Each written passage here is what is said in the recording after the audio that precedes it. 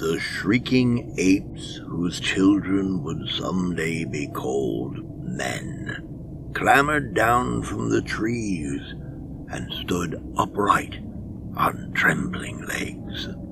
They began to hunt with clubs and carried burning embers to make fire. Their primitive intelligence grew, and among them one began to dream, not of mating or hunting, but of a beautiful female voice that spoke from beyond the stars.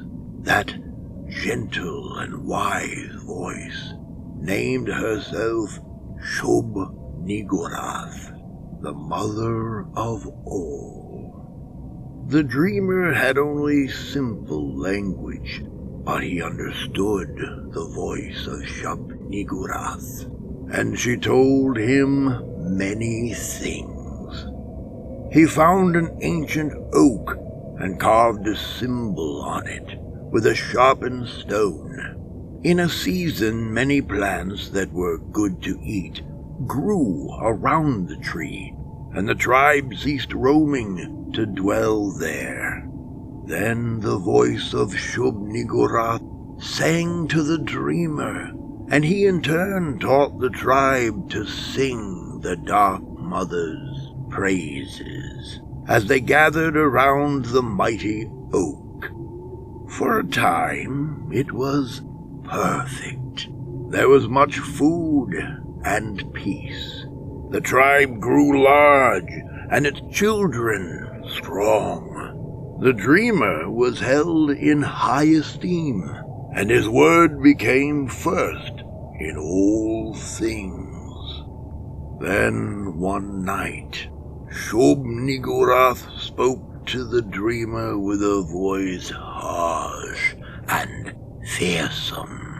The dreamer awoke in a fit of terror, and he told the tribe of the Dark Mother's desire, that they should capture the people of another tribe, as many as were the fingers of both hands, and bring them to the oak on a night with no moon.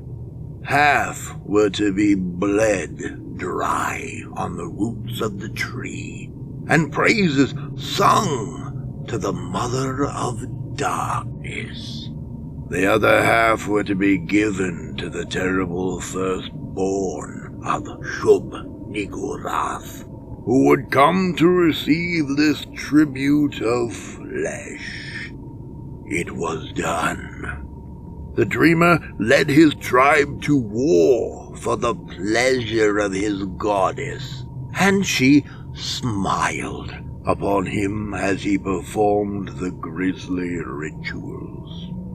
With the blessings of Shub-Niggurath, the dreamer lived far beyond the normal span of a man, and spawned many children, some with strange aspects and even stranger appetites.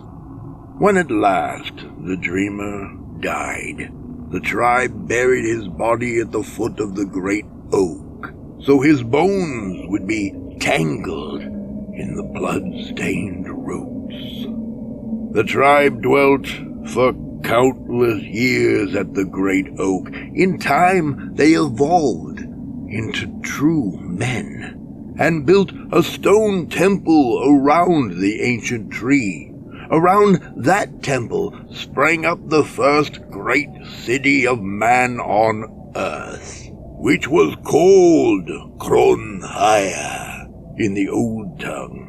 Kronhaya stood for 1,000 years, until mighty Nodens declared it an abomination and shattered the city under the wheels of his chariot.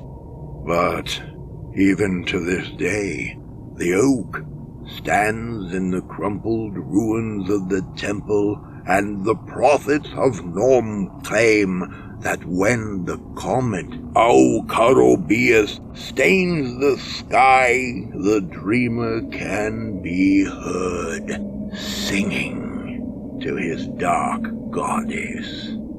Although some would say it is just the echoing shrieks of apes from the distant forest.